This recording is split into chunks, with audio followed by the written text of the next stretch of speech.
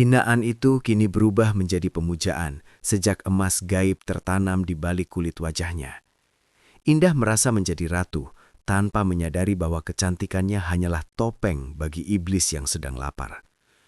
Saat setiap sentuhannya mulai merenggut nyawa, ia tersadar bahwa susuk itu tidaklah gratis.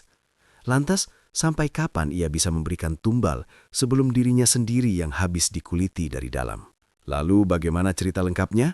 Tonton sampai akhir agar kalian tidak tersesat. Dan sebelum lanjut ke ceritanya, mari kita absen dulu di kolom komentar dari kota mana kalian berasal agar Mas Dam lebih akrab dengan kalian. Dan jangan takut untuk subscribe, like, dan share. Aroma tembakau yang pekat bercampur dengan wangi parfum murah memenuhi ruangan sempit dengan pencahayaan merah temaram itu. Di sebuah sudut sofa beludru yang mulai menipis permukaannya, Indah duduk terpaku dengan kedua tangan meremas tas tangan kecil di pangkuannya. Sudah 3 jam ia berada di sana, namun namanya belum juga dipanggil oleh Mami untuk menemani tamu di salah satu kamar karaoke. Matanya yang lelah terus menatap lantai marmer yang kusam, berusaha mengabaikan tawa renyah kawan-kawannya yang silih berganti keluar masuk ruangan karena terpilih. Keadaan ruangan tunggu itu selalu terasa menyesakkan bagi Indah. Di sekelilingnya, wanita-wanita muda dengan riasan tebal dan pakaian minim tampak sibuk membenahi penampilan mereka di depan cermin besar. Mereka saling berbagi gosip tentang tamu yang royal atau mengeluhkan bau badan pelanggan yang baru saja mereka temani. Namun, tidak ada satupun dari mereka yang benar-benar mengajak Indah bicara. Bagi mereka, Indah hanyalah pajangan pelengkap yang keberadaannya tidak dianggap penting. Kehadirannya di tempat kerja itu seolah hanya untuk mempertegas siapa yang paling cantik dan siapa yang paling tidak laku. Sinta, wanita yang menjadi primadona di tempat karaoke itu, melangkah mendekat sambil mengibas-ngibaskan rambut panjangnya yang berkilau. Ia mengenakan gaun berwarna merah menyala yang membalut tubuh rampingnya dengan sempurna. Sinta berhenti tepat di depan Indah, lalu menatapnya dari ujung kepala hingga ujung kaki dengan senyum meremehkan yang sangat kentara. Ia sengaja mengeluarkan bedak padat dari tas mewahnya dan mulai memulas wajahnya tepat di hadapan Indah, seolah ingin menunjukkan perbedaan kualitas kulit di antara mereka berdua. Sinta mulai bersuara dengan nada yang cukup keras agar bisa didengar oleh semua orang di ruangan itu. Ia bertanya kepada Indah dengan nada pura-pura peduli, menanyakan apakah Indah sudah mendapatkan tamu sejak sore tadi. Pertanyaan itu tentu saja hanya sebuah sindiran tajam, karena Sinta tahu betul bahwa Indah tidak pernah dipilih jika masih ada pilihan lain yang lebih menarik. Wanita itu kemudian tertawa kecil bersama 2 orang temannya, menyebut bahwa mungkin Indah harus mencoba mencari pekerjaan lain seperti menjadi tukang cuci piring di dapur belakang karena wajahnya dianggap lebih cocok untuk area yang tidak terkena cahaya lampu. Indah hanya bisa terdiam, menelan bulat-bulat hinaan yang dilemparkan kepadanya. Dadanya terasa sesak dan tenggorokannya tercekat, namun ia tidak memiliki keberanian untuk membalas. Ia menyadari bahwa penampilannya memang tidak sebanding dengan kawan-kawannya. Kulitnya tidak cerah, wajahnya terlihat kusam meskipun sudah dipoles riasan berlapis-lapis, dan ada guratan kelelahan yang tidak bisa disembunyikan dari matanya. Hinaan demi hinaan telah menjadi makanan sehari-harinya selama 1 tahun bekerja di tempat itu. Namun rasa sakitnya tetap saja terasa seperti luka baru setiap kali Sinta membuka mulut. Suasana ruangan tunggu seketika berubah menjadi riuh saat pintu terbuka dan Mami masuk dengan langkah terburu-buru.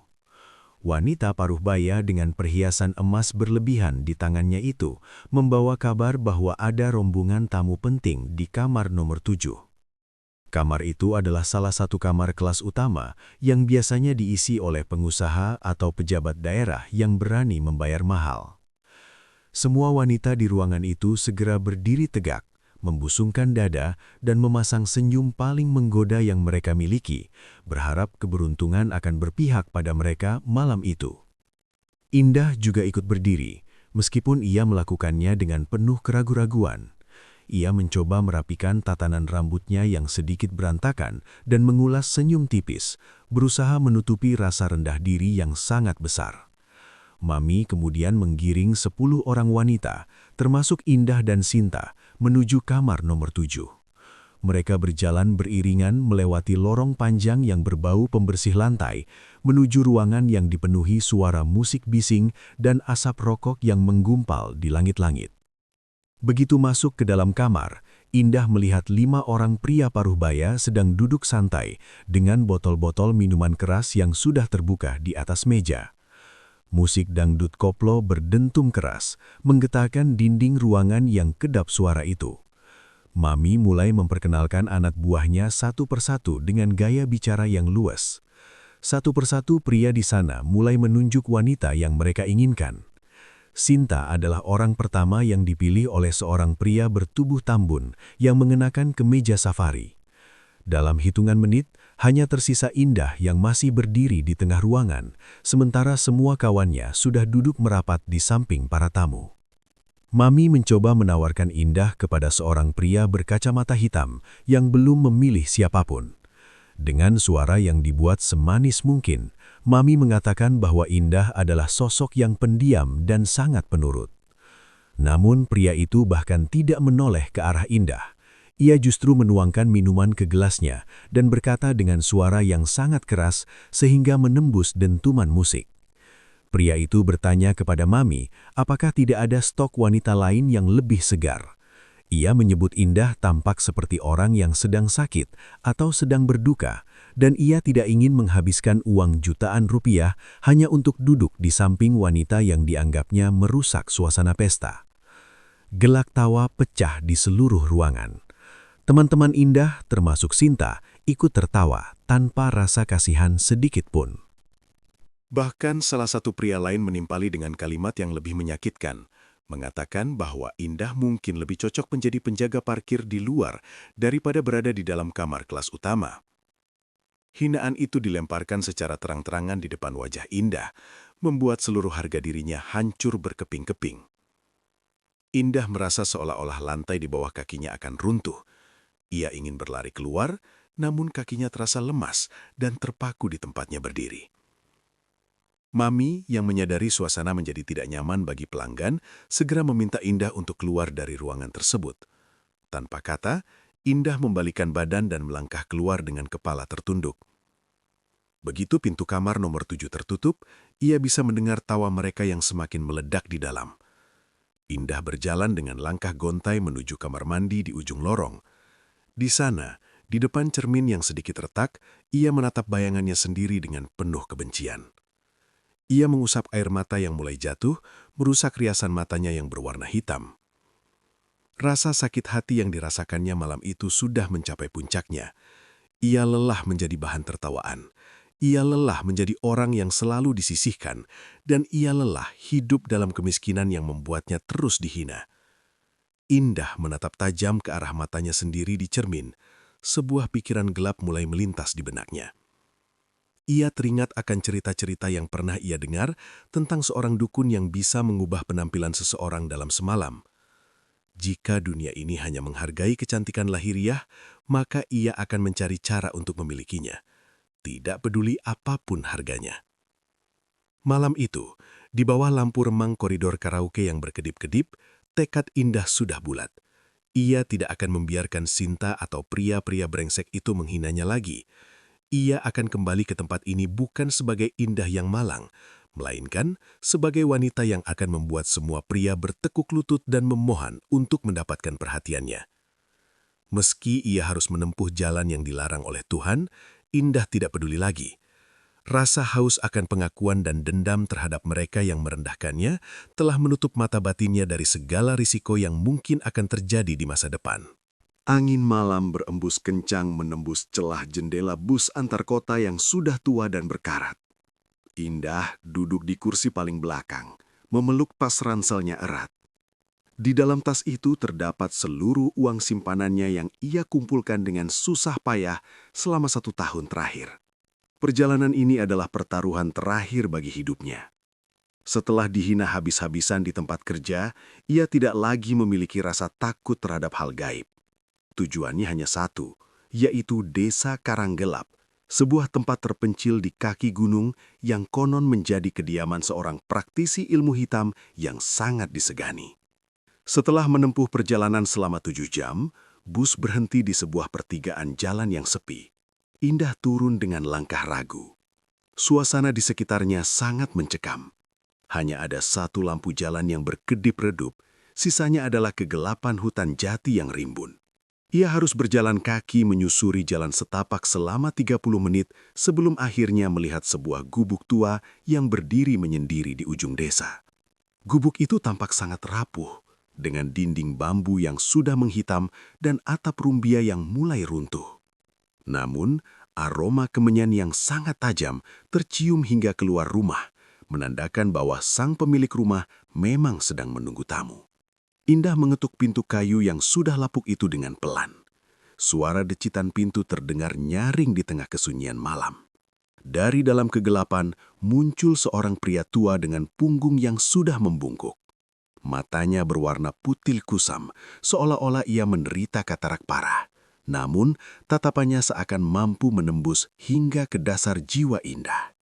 Pria itu adalah Mbah Garong. Tanpa bertanya, pria tua itu mempersilahkan Indah masuk ke dalam ruangan yang hanya diterangi oleh sebatang lilin merah. Di sudut ruangan, terdapat sebuah meja kecil berisi sesajen berupa bunga 7 rupa, kopi hitam pahit, dan beberapa butir telur ayam kampung. Mbah Garong duduk bersila di depan meja sesajen itu, lalu meminta Indah untuk duduk tepat di hadapannya. Suaranya terdengar parau dan berat, seperti gesekan 2 batu besar. Ia bertanya kepada Indah, apakah wanita itu benar-benar sudah siap untuk melepaskan sebagian kemanusiaannya demi sebuah kecantikan palsu. Indah menjawab dengan anggukan tegas, tanpa ada ragu-ragu sedikit pun. Ia menceritakan bagaimana ia diperlakukan seperti sampah, dan bagaimana ia ingin membalas dendam dengan pesona yang mematikan. Mbah Garong hanya tersenyum tipis, sebuah senyuman yang lebih mirip dengan seringai iblis yang sangat mengerikan. Ritual pun dimulai. Mbah Garong mengeluarkan sebuah kotak kayu kecil yang berisi jarum-jarum halus terbuat dari emas murni dan berlian yang sangat kecil. Pria tua itu mulai merapal mantra dalam bahasa kuno yang tidak dimengerti oleh Indah. Suasana di dalam gubuk seketika menjadi sangat dingin, meskipun tidak ada angin yang berembus masuk. Indah merasakan kehadiran sesuatu yang besar di belakangnya. Sesuatu yang tidak kasat mata, namun terasa sangat mengancam. Mbah Garong memerintahkan Indah untuk memejamkan mata dan tidak membukanya sampai diperintahkan, apapun yang ia rasakan nanti. Satu persatu, jarum emas itu ditusukkan ke beberapa titik di wajah Indah. Mbah Garong menanamkan susuk emas di dahi, di bawah kedua kelopak mata, dan di kedua sudut bibir. Rasa sakit yang luar biasa menjalar ke seluruh saraf wajah Indah, namun ia tetap bertahan. Darah segar mengalir dari lubang-lubang kecil bekas tusukan itu, namun anehnya darah tersebut berwarna lebih gelap dari biasanya. Terakhir, sebuah berlian kecil ditanamkan tepat di dagu Indah, untuk memberikan kesan wajah yang lancip dan menawan. Selama proses itu, Indah terus membayangkan wajah Sinta dan tamu-tamu yang pernah menghinanya, menjadikan rasa benci itu sebagai bahan bakar untuk menahan rasa sakit. Setelah semua jarum tertanam di bawah kulit wajahnya, Mbah Garong mengusap wajah Indah dengan air yang sudah dicampur dengan bunga 7 rupa.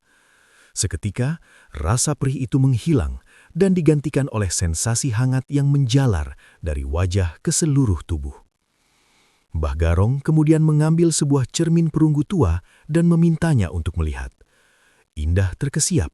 Meskipun wajahnya masih sedikit bengkak dan ada bekas darah, ada sesuatu yang berbeda.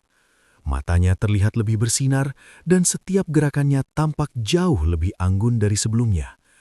Ia tidak lagi melihat wanita kusam yang malang, melainkan sosok yang memancarkan daya tarik yang sangat kuat.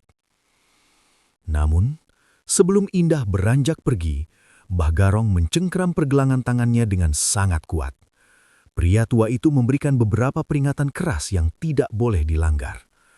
Indah dilarang memakan pisang mas dan jantung pisang seumur hidupnya. Ia juga tidak boleh berjalan di bawah jemuran pakaian atau melewati bawah tangga. Jika pantangan itu dilanggar, susuk tersebut tidak hanya akan luntur, tetapi juga akan membusuk di dalam kulitnya. Mbah Garong juga memperingatkan bahwa kecantikan ini memiliki jiwa yang haus. Semakin banyak orang yang memujanya, semakin besar pula energi yang akan diserap oleh susuk tersebut untuk diberikan kepada entitas yang menghuninya. Indah hanya mendengarkan peringatan itu dengan setengah hati. Baginya, pantangan-pantangan itu terdengar sangat sepele dibandingkan dengan kehidupan penuh kemuliaan yang kini sudah ada di depan matanya. Ia hanya berpikir tentang bagaimana ia akan kembali ke tempat karaoke dan melihat semua orang berlutut di bawah kakinya. Ambisinya yang besar telah membutakan akal sehatnya. Ia tidak bertanya lebih jauh tentang siapa atau apa entitas yang menghuni susuk tersebut. Indah hanya ingin segera pergi dari gubuk yang menyesakan itu dan memulai hidup barunya sebagai primadona yang tidak tertandingi. Setelah membayar dengan seluruh uang simpanannya, Indah melangkah keluar dari gubuk Mbah Garong saat fajar mulai menyingsing di ufuk timur. Ia berjalan kembali menuju jalan raya dengan kepercayaan diri yang meluap-luap. Di sepanjang jalan, ia merasa seolah-olah pepohonan dan hewan-hewan hutan pun tunduk pada aura yang kini ia miliki. Ia tidak menyadari bahwa di belakangnya sebuah bayangan hitam besar terus membuntutinya dengan jarak yang sangat dekat. Bayangan itu tampak sangat senang karena akhirnya mendapatkan wadah baru yang penuh dengan dendam dan ambisi, sumber energi yang paling lezat bagi makhluk dari alam kegelapan. Setibanya di kota, Indah segera pulang ke kosnya yang sempit. Ia menghabiskan waktu berjam-jam di depan cermin, mengagumi perubahan perlahan yang terjadi pada wajahnya. Setiap jam berlalu, pembengkakan itu menghilang dan wajahnya menjadi semakin sempurna secara tidak alami. Kulitnya menjadi sangat halus, seolah-olah pori-porinya telah hilang.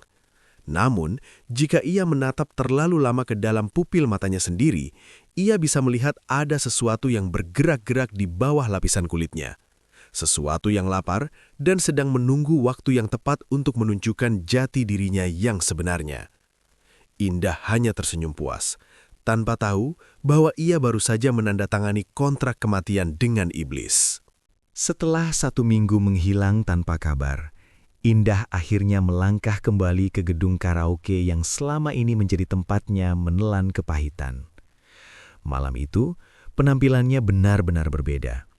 Ia mengenakan gaun sutra berwarna hitam yang memeluk lekuk tubuhnya dengan sempurna, membuat setiap pasang mata yang berada di lobi utama seolah terhenti aktivitasnya. Langkah kakinya yang mengenakan sepatu hak tinggi terdengar mantap di atas lantai marmer. Tidak ada lagi keraguan atau punggung yang membungkuk karena rendah diri. Wajahnya memancarkan cahaya yang aneh, sebuah kecantikan yang begitu tajam hingga hampir terasa menyakitkan bagi siapapun yang memandangnya terlalu lama. Ruang tunggu yang biasanya bising dengan suara tawa dan gunjingan mendadak sunyi ketika Indah masuk. Para wanita pemandu lagu yang sedang merias wajah seketika menjatuhkan alat kosmetik mereka. Mereka menatap Indah dengan mulut ternganga, tidak percaya bahwa wanita yang ada di depan mereka adalah orang yang sama dengan wanita kusam yang mereka hina 7 hari yang lalu.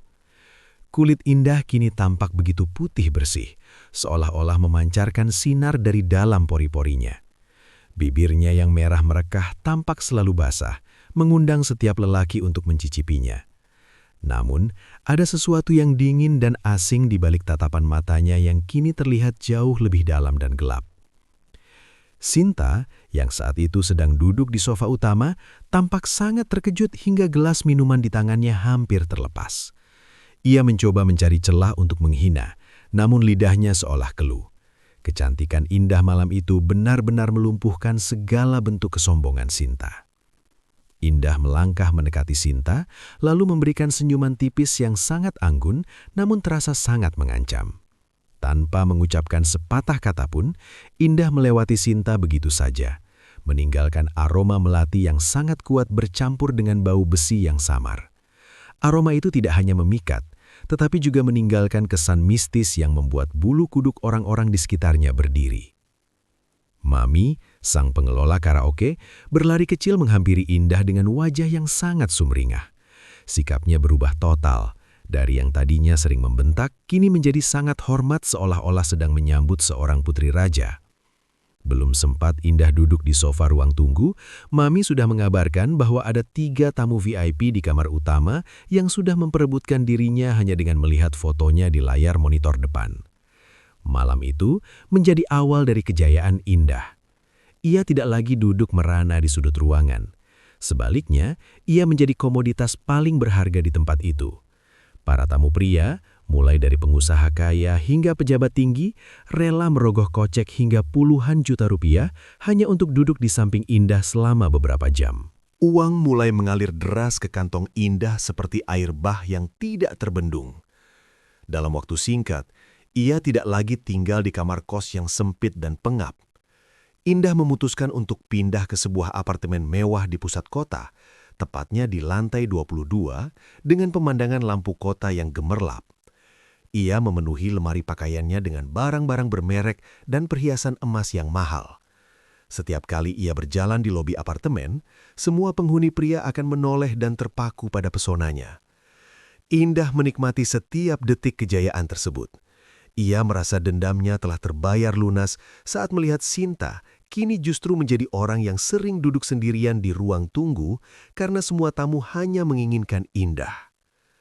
Namun, di tengah kemewahan yang ia miliki, ada sesuatu yang mulai mengusik ketenangannya.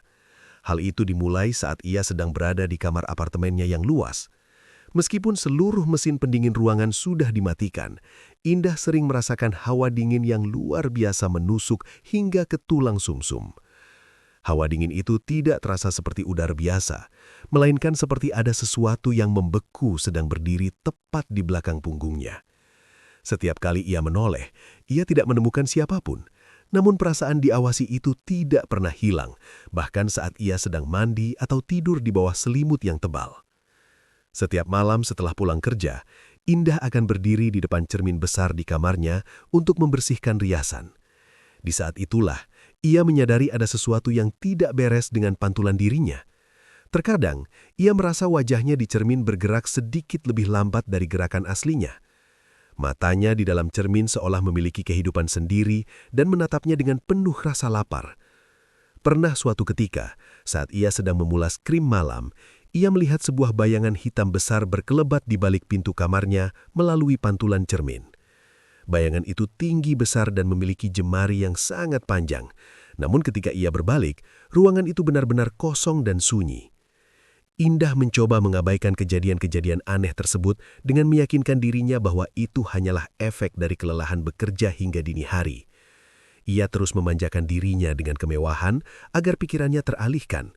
Namun, setiap kali ia menerima pujian dari para tamu, ia merasakan susuk di bawah kulit wajahnya berdenyut kencang.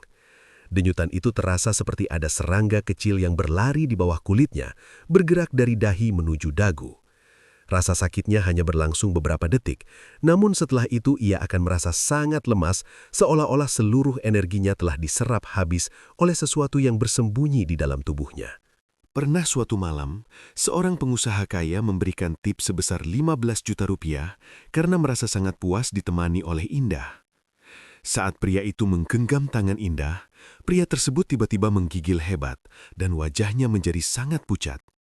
Pria itu mengatakan bahwa telapak tangan Indah terasa sedingin es batu mayat, namun matanya tetap menatap Indah dengan penuh gairah yang tidak sehat.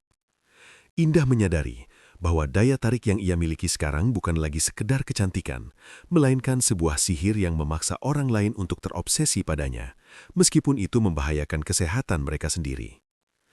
Kehidupan Indah kini terbelah menjadi 2 dunia yang berbeda. Di luar, ia adalah sang primadona yang dipuja dan bergelimang harta. Namun di dalam apartemennya, ia adalah wanita yang ketakutan dan selalu merasa terancam oleh kehadiran makhluk tak kasat mata. Hawa dingin itu semakin hari semakin sering muncul dan mulai disertai dengan suara bisikan halus yang memanggil namanya dalam bahasa yang sangat kuno. Bisikan itu terdengar seperti suara nafas yang berat tepat di telinganya. Indah mulai menyadari bahwa kecantikan dan kekayaan yang ia dapatkan bukanlah pemberian cuma-cuma dari alam semesta. Ada sosok lain yang sedang berbagi tubuh dengannya, dan sosok itu mulai menuntut perhatian yang lebih dari sekedar pemujaan dari manusia biasa. Rasa takut itu mulai menggerogoti kewarasannya secara perlahan. Indah sering terbangun di tengah malam karena merasa ada yang menarik helai rambutnya atau mencengkeram pergelangan kakinya dengan kasar. Saat ia menyalakan lampu, ia akan menemukan memar berwarna biru keunguan di kulitnya, seolah-olah ada tangan besar yang baru saja menahannya dengan sangat kuat. Ia ingin bercerita pada orang lain, namun ia tahu tidak akan ada yang percaya.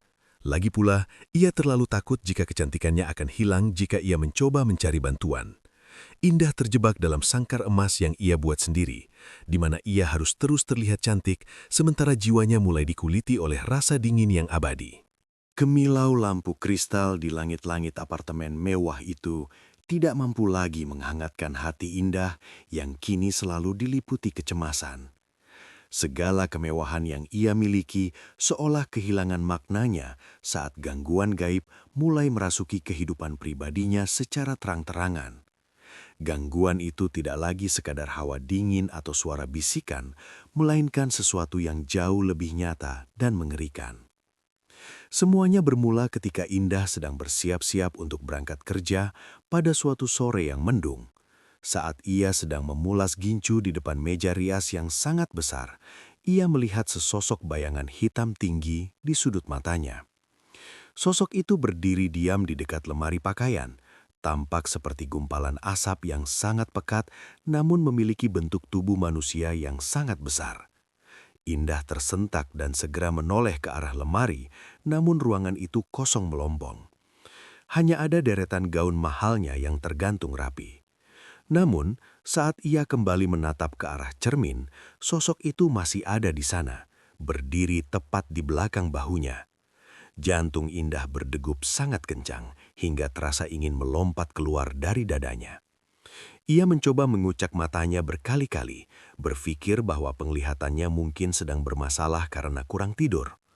Sosok hitam itu terus muncul di sudut matanya kemanapun ia melangkah. Makhluk itu seolah menjadi bayangan kedua yang selalu mengikuti langkah kakinya dengan jarak yang sangat dekat, namun selalu menghilang saat ditatap secara langsung. Ketakutan Indah semakin memuncak saat ia menyadari bahwa pantulan dirinya di dalam cermin mulai berperilaku aneh. Suatu malam, setelah pulang dari tempat karaoke, Indah berdiri di depan cermin kamar mandi untuk mencuci wajahnya. Saat ia menunduk untuk mengambil air, ia merasa ada yang memperhatikannya dengan sangat tajam. Ketika ia kembali menegakkan tubuh dan menatap cermin, ia melihat bayangannya sendiri masih dalam posisi menunduk. Bayangan itu baru bergerak tegak beberapa detik kemudian, seolah-olah ada keterlambatan antara gerakan tubuh aslinya dengan pantulan di cermin. Indah terpaku dengan tubuh gemetar hebat. Bayangan itu kemudian menatapnya dengan senyum yang sangat lebar, sebuah senyuman yang tidak pernah dibuat oleh Indah sendiri. Sejak saat itu, Indah tidak pernah lagi berani menatap cermin terlalu lama. Namun ia tidak bisa sepenuhnya menghindari cermin karena pekerjaannya menuntut ia untuk selalu terlihat sempurna.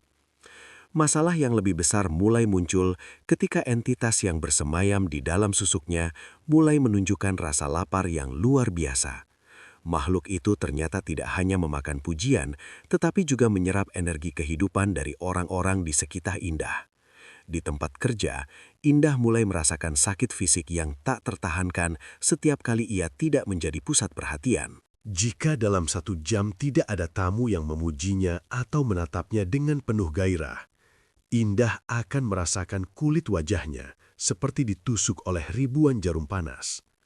Rasa sakit itu bermula dari titik-titik di mana susuk emas dan berlian itu ditanamkan. Dahi, dagu, dan pipinya akan terasa sangat panas seperti disulut api. Jika ia terus diabaikan, rasa sakit itu akan menjalar ke seluruh tulang belakangnya, membuatnya merasa lemas dan sesak napas. Pernah suatu kali, ada seorang pemandu lagu baru yang lebih muda dan cukup menarik perhatian para tamu. Selama beberapa jam, perhatian para tamu beralih dari Indah ke wanita baru tersebut. Saat itulah, Indah merasakan penderitaan yang luar biasa. Ia terjatuh di lantai ruang tunggu sambil memegangi wajahnya yang terasa seperti sedang dikuliti hidup-hidup. Teman-temannya hanya melihat dengan tatapan heran, karena mereka tidak melihat luka fisik apapun pada wajah Indah yang masih tampak cantik sempurna. Indah menyadari bahwa ia kini telah menjadi pecandu perhatian yang sangat putus asa. Ia harus terus mendapatkan energi dari kekaguman orang lain agar makhluk di dalam tubuhnya tetap tenang. Ia mulai berperilaku sangat agresif di tempat kerja untuk memastikan semua mata hanya tertuju padanya. Ia tidak ragu untuk menggunakan segala cara agar tamu-tamu kaya tetap berada di sisinya.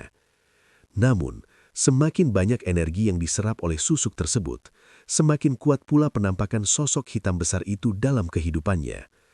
Makhluk itu kini tidak hanya muncul di sudut matanya, tetapi mulai berani menampakkan diri di dalam kegelapan kamar apartemennya.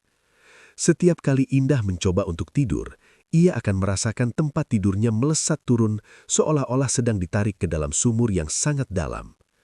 Ia sering terbangun dengan kondisi tubuh yang kaku dan tidak bisa digerakkan sama sekali. Dalam kondisi lumpuh tidur tersebut, sosok hitam itu akan merayap di atas tubuhnya, menekan dadanya hingga ia hampir tidak bisa bernapas. Indah bisa merasakan napas makhluk itu yang berbau busuk seperti bangkai binatang yang sudah lama membusuk. Makhluk itu seolah sedang menandai wilayah kekuasaannya, memberitahu Indah bahwa tubuh cantik itu kini bukan lagi milik Indah sepenuhnya, melainkan wadah bagi sang tamu dari alam kelam. Kesehatan mental Indah mulai merosot tajam. Ia menjadi sangat temperamental dan sering berteriak tanpa alasan yang jelas. Ia merasa terjebak dalam lingkaran setan yang tidak berujung. Di satu sisi, ia sangat ketakutan dengan gangguan gaib yang dialaminya. Namun di sisi lain, ia tidak sanggup melepaskan kecantikannya karena ia tidak ingin kembali menjadi wanita yang dihina dan miskin. Ia takut jika susuk itu dilepaskan, rasa sakit fisik yang selama ini ia rasakan akan menjadi permanen, dan wajahnya akan berubah menjadi mengerikan. Ketakutan akan kehilangan status sosial dan kekayaan jauh lebih besar daripada ketakutannya terhadap iblis yang kini bersamanya. Puncaknya terjadi ketika Indah sedang menemani seorang pejabat penting di dalam kamar VIP nomor 1. Saat pria itu sedang asyik memuji kecantikan Indah, tiba-tiba lampu di dalam kamar tersebut berkedip-kedip dengan cepat. Suhu ruangan turun secara drastis hingga napas mereka mengeluarkan uap dingin. Pria itu tiba-tiba terdiam dan menatap ke arah cermin besar yang ada di dinding depan mereka. Ia bertanya dengan suara gemetar tentang siapa sosok tinggi besar yang berdiri di belakang sofa tempat mereka duduk. Indah tidak berani menoleh karena ia tahu betul siapa yang dimaksud oleh pria tersebut. Pria itu kemudian berteriak histeris karena melihat wajah Indah di dalam cermin perlahan-lahan berubah menjadi tengkorak yang tertutup daging busuk. Meskipun secara fisik di depan pria itu, Indah masih terlihat sangat cantik. Pria itu segera berlari keluar kamar dengan wajah pucat pasi, meninggalkan Indah sendirian di dalam ruangan yang mencekam itu. Begitu pria itu pergi, rasa sakit yang sangat hebat menyerang wajah Indah. Makhluk di dalam tubuhnya marah karena kehilangan sumber energi yang sangat besar. Indah menjerit kesakitan sambil merayap di lantai, memohon ampun kepada sesuatu yang tidak terlihat. Pada saat itulah ia menyadari bahwa makanan berupa pujian dan perhatian sudah tidak lagi cukup bagi sang makhluk. Makhluk itu menuntut sesuatu yang lebih nyata, sesuatu yang mengalir di dalam nadi setiap manusia. Malam itu, ruangan kelas 1 nomor 9 terasa jauh lebih sempit dari biasanya. Udara di dalamnya begitu pengap meskipun mesin pendingin ruangan sudah disetel pada suhu paling rendah. Pak Surya, seorang pengusaha properti yang sudah menjadi pelanggan setia Indah selama 2 bulan terakhir, duduk bersandar di sofa kulit dengan wajah yang memerah karena pengaruh alkohol. Ia menatap Indah dengan pandangan penuh nafsu, seolah-olah wanita di hadapannya adalah santapan paling lezat yang pernah ia temukan. Indah sendiri duduk di sampingnya dengan perasaan yang sangat tidak menentu. Di balik gaun sutra mahalnya, tubuh Indah menggigil hebat. Titik-titik susuk di wajahnya berdenyut sangat kencang, menimbulkan rasa perih yang menjalar hingga ke belakang telinga. Indah bisa merasakan kehadiran sosok hitam besar itu berdiri tepat di belakang sofa, menempel di punggungnya. Makhluk itu seolah sedang memeluknya dari belakang, menyalurkan hawa dingin yang luar biasa. Kali ini, rasa lapar yang dipancarkan oleh entitas tersebut terasa sangat berbeda. Ia tidak lagi menginginkan sekedar pujian atau tatapan kagum. Ada sebuah tarikan energi yang sangat kuat, sebuah tuntutan untuk sesuatu yang jauh lebih berharga. Pak Surya mulai mendekat, melingkarkan lengannya yang gempal ke bahu Indah. Pria itu tidak menyadari bahwa maut sedang mengintai di balik kecantikan wanita yang sedang ia peluk. Saat kulit Pak Surya bersentuhan dengan kulit Indah, sebuah ledakan rasa sakit menyerang kepala Indah. Ia ingin berteriak dan mendorong pria itu menjauh, namun tubuhnya tiba-tiba membeku. Indah kehilangan kendali atas motorik tangannya. Secara perlahan dan sangat halus, tangan Indah justru bergerak sendiri mengusap dada Pak Surya. Indah merasa seperti menjadi penonton di dalam tubuhnya sendiri. Ia melihat tangannya yang lentik menyentuh leher pria itu, namun sensasi yang ia rasakan bukan lagi kehangatan manusia, melainkan seperti menyentuh es yang sangat tajam. Dalam hitungan detik, suasana di dalam ruangan itu berubah menjadi sangat mengerikan. Lampu utama tiba-tiba mati, hanya menyisakan lampu hias berwarna ungu yang redup. Pak Surya yang tadinya sedang tertawa pelan, tiba-tiba terdiam. Matanya membelalak lebar, menatap ke arah depan dengan tatapan kosong yang penuh teror. Indah bisa melihat dengan jelas bagaimana warna kulit Pak Surya yang tadinya merah segar berubah menjadi abu-abu pucat dalam sekejap.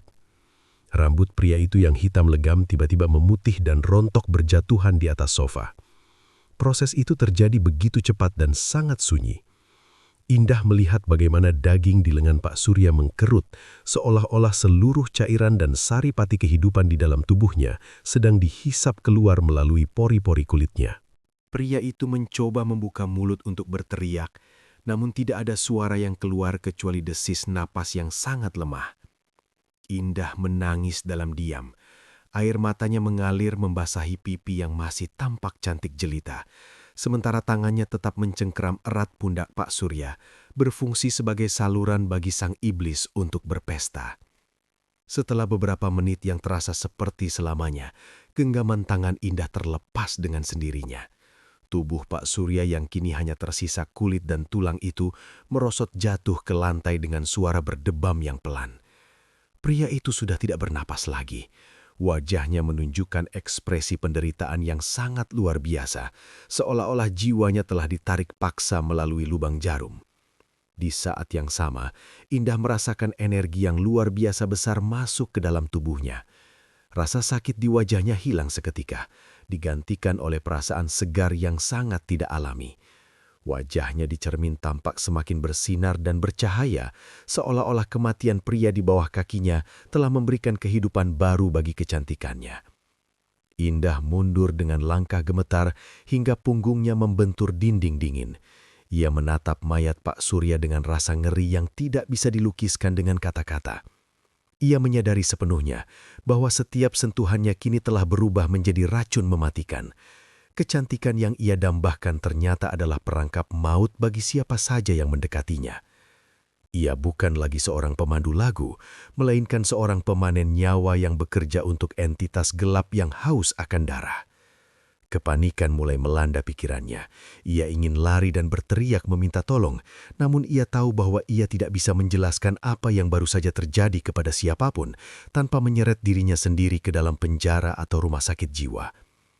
Dalam kegelapan ruangan itu, sosok hitam besar tersebut akhirnya menampakkan wujudnya secara utuh. Makhluk itu berdiri di atas mayat Pak Surya, menjulang tinggi hingga menyentuh langit-langit ruangan. Wajahnya tidak memiliki mata atau hidung, hanya sebuah mulut besar yang dipenuhi gigi-gigi runcing yang berlumuran cairan hitam pekat. Makhluk itu mengeluarkan suara geraman rendah yang menggetarkan seluruh ruangan. Indah jatuh terduduk di lantai, menutupi wajahnya dengan kedua tangan. Ia mendengar suara bisikan di dalam kepalanya yang mengatakan bahwa perjamuan ini baru saja dimulai. Pak Surya hanyalah tumbal pertama dari sekian banyak nyawa yang harus ia berikan untuk mempertahankan kecantikannya. Indah menyadari bahwa ia kini sepenuhnya menjadi budak dari susuk tersebut. Makhluk itu tidak akan membiarkannya pergi atau berhenti. Jika ia menolak untuk memberikan makanan, maka makhluk itu tidak akan ragu untuk mulai memakan bagian dalam tubuh Indah sendiri. Hilangnya kendali atas tubuhnya saat menyentuh Pak Surya tadi adalah bukti bahwa ia tidak lagi memiliki otoritas atas dirinya sendiri. Keinginannya untuk menjadi kaya dan dipuja telah membawanya ke dalam sebuah perjanjian yang tidak menyisakan ruang bagi penyesalan. Sisa malam itu dilalui Indah dalam kondisi setengah sadar. Dengan sisa kekuatan yang ada, ia berusaha merapikan penampilannya dan keluar dari kamar tersebut seolah-olah tidak ada yang terjadi. Ia memberitahu pelayan bahwa Pak Surya sedang tidur karena terlalu banyak minum dan tidak ingin diganggu. Indah kemudian bergegas pergi meninggalkan tempat karaoke itu dengan langkah terburu-buru. Di dalam taksi menuju apartemennya, Indah terus melihat ke arah telapak tangannya. Ia merasa tangannya kini terlihat sangat kotor dan berbau mayat, meskipun secara visual tangan itu tampak sangat lembut dan sempurna. Setibanya di apartemen, Indah langsung menuju kamar mandi dan menyalakan pancuran air. Ia menggosok tangannya dengan sabun berkali-kali hingga kulitnya memerah dan perih, namun rasa dingin itu tetap menetap di sana. Ia menatap ke arah cermin dan melihat sosoknya sendiri. Kecantikannya malam itu berada di puncaknya. Ia terlihat seperti bidadari yang baru turun dari langit, namun Indah justru merasa jijik melihat pantulan dirinya sendiri. Ia menyadari bahwa di balik setiap garis wajahnya yang sempurna, ada nyawa yang telah ia renggut.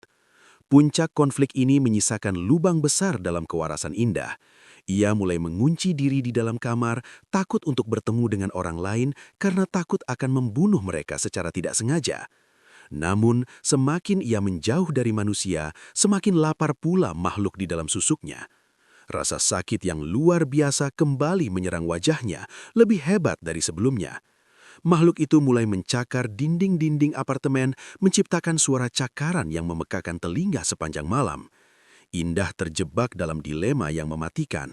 Ia harus memilih antara menjadi pembunuh berantai demi sebuah kecantikan atau membiarkan dirinya hancur oleh kegelapan yang ia undang sendiri ke dalam tubuhnya. Malam itu, di tengah kemewahan lantai 22, Indah meratap sendirian. Ia teringat kembali pada masa-masa ketika ia hanya seorang wanita kusam yang dihina. Saat itu meskipun hidupnya pahit, ia setidaknya masih memiliki jiwanya sendiri. Sekarang, ia memiliki segalanya, namun ia telah kehilangan hak untuk menyebut dirinya sebagai manusia. Makhluk dari alam kelam itu terus menagih janjinya, menuntut perjamuan yang lebih besar saat fajar mulai menyingsing. Indah tahu bahwa pelarian ini tidak akan bertahan lama. Cepat atau lambat, rahasia berdarah di dalam kamar nomor 9 akan terbongkar, dan saat itulah ia harus menghadapi penghakiman yang sesungguhnya. Lantai marmer apartemen yang putih bersih itu kini terasa seperti hamparan es yang membekukan kaki Indah setiap kali ia melangkah. Meskipun cahaya lampu gantung kristal menerangi setiap sudut ruangan dengan kemilau yang megah, suasana di dalam tempat tinggal mewah itu terasa sangat mencekam. Indah duduk meringkuk di sudut sofa, menatap kosong ke arah deretan piala dan barang-barang bermerek yang ia dapatkan dari hasil kerja kerasnya sebagai primadona karaoke. Semua itu kini tidak ada harganya. Bayangan wajah Pak Surya yang tewas mengering di dalam kamar nomor 9 terus menghantui setiap helai napasnya. Rasa bersalah mulai menggerogoti jiwanya, lebih dalam daripada rasa sakit yang ditimbulkan oleh jarum emas di bawah kulitnya. Ketakutan yang luar biasa akhirnya mendorong Indah untuk mengambil keputusan nekat. Ia harus melepaskan semua susuk ini dari tubuhnya. Ia tidak peduli jika ia harus kembali menjadi wanita kusam yang miskin, asalkan ia tidak perlu lagi membunuh orang dengan setiap sentuhannya. Dengan tangan gemetar, ia memasukkan beberapa pakaian ke dalam tas dan segera memesan mobil untuk membawanya kembali ke desa Karangkelap. Sepanjang perjalanan, Indah terus menutupi wajahnya dengan masker dan kacamata hitam, takut jika matanya secara tidak sengaja menyedot energi sang sopir. Ia merasa seperti membawa bom waktu di dalam wajahnya sendiri yang sewaktu-waktu bisa meledak dan menghancurkan siapa saja. Setelah menempuh perjalanan selama berjam-jam melewati medan yang sulit, Indah akhirnya tiba di depan gubuk tua milik Mbah Garong. Namun, pemandangan yang menyambutnya sangat berbeda dari kunjungan pertamanya. Gubuk itu kini tampak benar-benar hancur. Atap rumbianya sudah ambruk ke dalam dan semak belukar tumbuh subur hingga menutupi pintu masuk. Aroma kemenyan yang dulu sangat tajam kini digantikan oleh bau tanah basah dan kayu lapuk. Indah melangkah mendekat dengan jantung yang berdebar kencang. Ia memanggil nama Mbah Garong berkali-kali, namun hanya suara burung gagak di kejauhan yang menjawab panggilannya. Seorang penduduk desa yang sedang mencari kayu bakar melintas di dekat sana. Dengan wajah penuh ketakutan, pria tua itu memberitahu Indah bahwa Mbah Garong telah meninggal dunia tepat 3 hari setelah Indah memasang susuk di sana. Pria itu menceritakan bahwa kematian sang dukun sangatlah tidak wajar. Tubuhnya ditemukan hangus seperti tersambar petir di dalam rumahnya sendiri yang tidak terbakar. Mendengar kabar itu, seluruh persendian Indah terasa lemas. Harapan terakhirnya untuk kembali menjadi manusia normal telah pupus. Ia kini terjebak dengan jarum-jarum gaib yang tidak bisa dikeluarkan oleh siapapun kecuali oleh orang yang menanamnya. Indah kembali ke kota dengan kondisi mental yang hancur total. Di dalam perjalanan pulang, sebuah fenomena aneh mulai terjadi. Saat ia berhenti di sebuah warung pinggir jalan untuk membeli air minum, penjual warung itu tiba-tiba berteriak histeris saat melihat ke arah Indah. Penjual itu menunjuk wajah Indah dengan tangan gemetar, menyebutnya sebagai mayat hidup yang berjalan. Indah segera berlari menuju cermin di dalam mobilnya. Di sana, ia melihat wajahnya masih sangat cantik, halus dan bercahaya. Namun, di mata orang-orang tertentu yang memiliki mata batin atau sedang dalam kondisi lemah, wajah Indah mulai menampakkan wujud aslinya yang mengerikan. Secara gaib, susuk itu mulai menunjukkan efek samping yang disebut sebagai pembusukan sukma. Bagi mata yang bisa melihat, separuh wajah Indah tampak sudah hancur, dengan daging yang menghitam dan ulat-ulat kecil yang keluar dari lubang bekas tusukan jarum emas. Aroma melati yang dulu memikat, kini berubah menjadi bau bangkai yang sangat menyengat bagi siapa saja yang berada di dekatnya. Keretakan pada kekuatan susuk itu mulai muncul karena Indah menolak untuk memberikan tumbal baru. Makhluk di dalam tubuhnya mulai memberontak dan mencoba keluar dengan cara merusak wadahnya dari dalam. Setibanya di apartemen, Indah langsung mengunci diri di kamar mandi. Ia terus menatap cermin, meyakinkan diri bahwa ia masih cantik. Namun, saat ia menyentuh kulit pipinya, ia merasakan sesuatu yang kenyal dan rapuh di bawah jarinya. Meskipun di cermin tidak terlihat apapun, ia bisa merasakan bahwa daging di bawah kulitnya sebenarnya sudah mulai hancur. Rasa sakit fisik yang sebelumnya hanya muncul saat ia tidak mendapat perhatian, kini menjadi menetap dan terus-menerus. Ia merasa seperti sedang membawa bara api di dalam tulang wajahnya. Malam itu, teror mencapai puncaknya. Sosok hitam besar yang selama ini hanya mengikutinya, kini menampakkan diri sepenuhnya di tengah ruang tamu. Makhluk itu tidak lagi berbentuk gumpalan asap, melainkan sosok raksasa dengan kulit bersisik hitam yang mengeluarkan lendir berbau busuk. Makhluk itu melangkah mendekati Indah dengan suara langkah yang menggetarkan lantai apartemen. Makhluk itu menagih janji yang pernah dibuat oleh Indah. Ia menuntut nyawa baru sebelum matahari terbit, atau ia akan mengambil nyawa Indah sebagai gantinya. Indah menangis sejadi-jadinya sambil bersujud di lantai. Ia memohon ampun dan meminta agar makhluk itu pergi. Namun sang iblis hanya tertawa dengan suara yang terdengar seperti gesekan logam berkarat. Makhluk itu mulai mencengkram leher Indah, mengangkat tubuhnya hingga kakinya tidak lagi menyentuh lantai. Indah merasa oksigen di sekitarnya menghilang. Di saat-saat kritis itu, ia melihat bayangannya di cermin dinding. Kali ini, bayangan itu tidak lagi cantik. Di dalam cermin, ia melihat dirinya yang asli. Seorang wanita dengan wajah yang sudah membusuk total, dengan mata yang menonjol keluar dan mulut yang sobek hingga ke telinga. Ratapan Indah di tengah kemewahan apartemen itu tidak didengar oleh siapapun. Tetangganya hanya mendengar suara barang-barang pecah dan geraman binatang buas, namun tidak ada yang berani datang untuk menolong. Indah menyadari bahwa kekayaan yang ia kumpulkan selama ini hanyalah mahar untuk kematiannya sendiri. Apartemen mewah ini tidak lebih dari sebuah peti mati berlapis emas yang ia siapkan sejak ia menginjakkan kaki di gubuk Mbah Garong.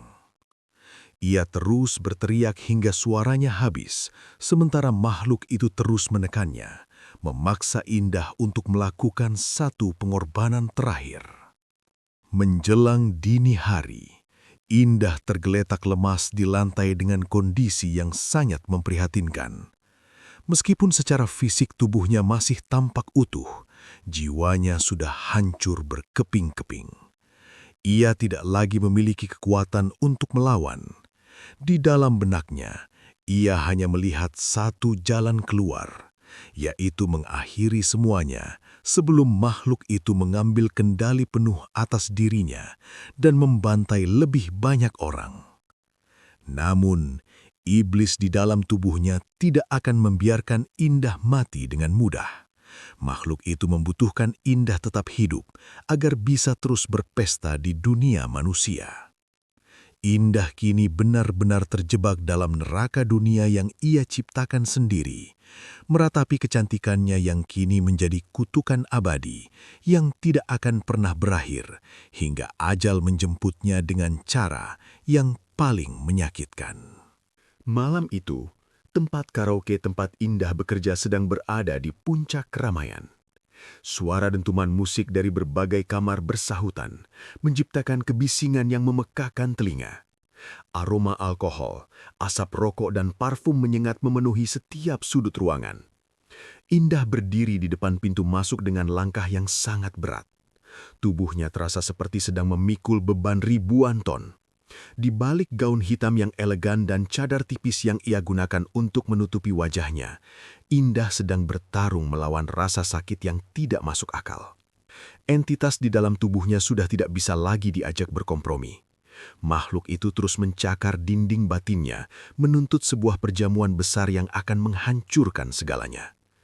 Indah terpaksa datang ke tempat itu karena ia tahu, jika ia tetap di apartemen, makhluk itu akan memakannya hidup-hidup.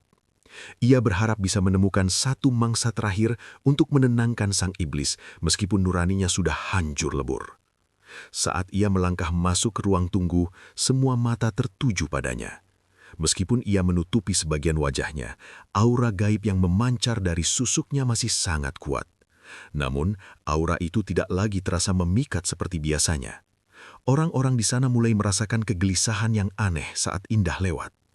Beberapa wanita pemandu lagu yang dulu iri padanya, kini justru menjauh, seolah-olah mereka mencium aroma kematian yang sangat nyata dari tubuh Indah. Mami menghampiri Indah dengan wajah yang tampak sedikit ragu.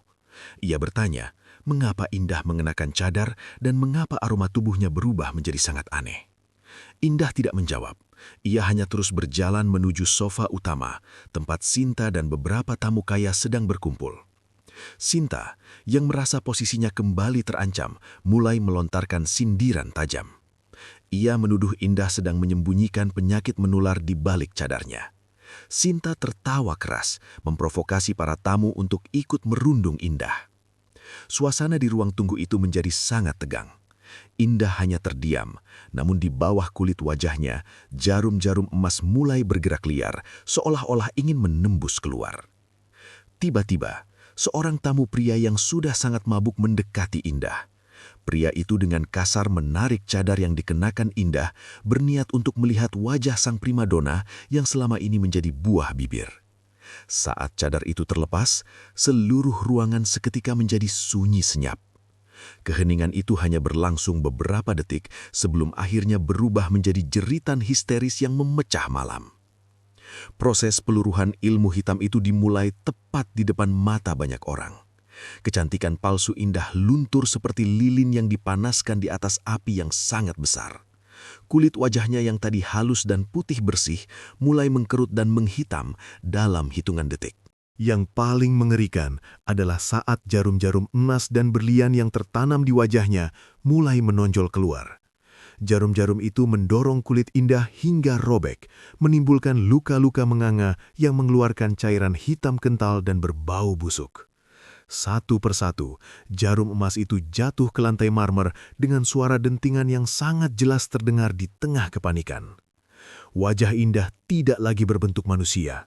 Tulang pipinya menonjol tajam, matanya tampak melompat keluar dari kelopaknya, dan mulutnya sobek hingga ke batas telinga.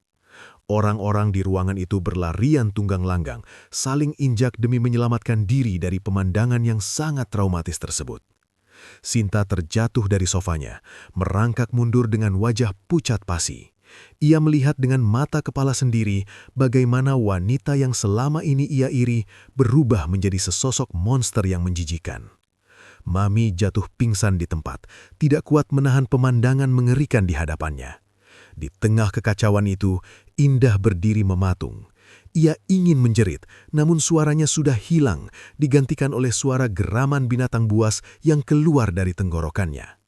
Ia menyadari bahwa rahasia gelapnya kini telah terbongkar. Semua orang sekarang tahu bahwa kecantikannya hanyalah hasil dari persekutuan dengan iblis. Namun, penderitaan Indah belum mencapai puncaknya. Saat tubuh fisiknya mulai hancur, entitas hitam besar yang selama ini bersembunyi di balik bayangannya mulai menampakkan diri secara fisik. Makhluk itu keluar dari punggung Indah, membelah kulit gaunnya hingga robek menjadi serpihan. Makhluk raksasa itu kemudian melingkarkan lengan-lengan panjangnya ke tubuh Indah, seolah-olah sedang memeluk miliknya yang paling berharga. Indah merasa jiwanya ditarik paksa ke dalam kegelapan yang tidak berujung. Ia tidak mati, namun ia juga tidak lagi hidup sebagai manusia. Ia menyadari dengan kengerian yang luar biasa bahwa inilah upah yang sebenarnya bagi sang pemuja ilmu hitam. Makhluk itu tidak mengambil nyawanya, melainkan menjadikan tubuh Indah sebagai wadah permanen. Indah dipaksa untuk tetap sadar di dalam tempurung kepalanya sendiri, sementara kendali atas tubuhnya sepenuhnya diambil alih oleh sang iblis. Ia akan terus hidup dalam kondisi wajah yang membusuk dan tubuh yang hancur, namun tidak akan pernah bisa mati, karena ilmu hitam itu terus mengikat nyawanya pada raga yang rusak tersebut. Ia akan menjadi pemandangan abadi tentang kengerian konsekuensi dari mencari jalan pintas untuk mendapatkan kemuliaan duniawi. Suasana tempat karaoke itu dalam sekejap berubah menjadi tempat yang dikutuk. Polisi dan petugas medis yang datang beberapa saat kemudian tidak berani mendekat saat melihat sosok Indah yang kini bersatu dengan bayangan hitam raksasa di tengah ruangan. Indah hanya bisa menangis tanpa suara. Air matanya kini berubah menjadi darah yang menghitam.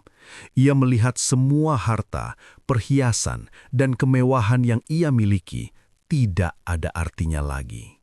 Ia telah menukar keabadian dan ketenangan jiwanya hanya untuk kecantikan palsu yang hanya bertahan selama beberapa bulan saja.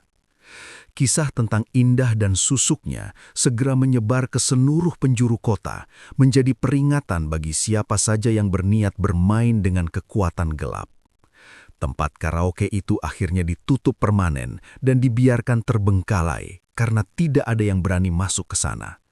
Konon, setiap malam Jumat, orang-orang masih bisa mendengar suara tangisan wanita dari dalam gedung tua tersebut, diiringi dengan aroma melati dan bangkai yang menyengat.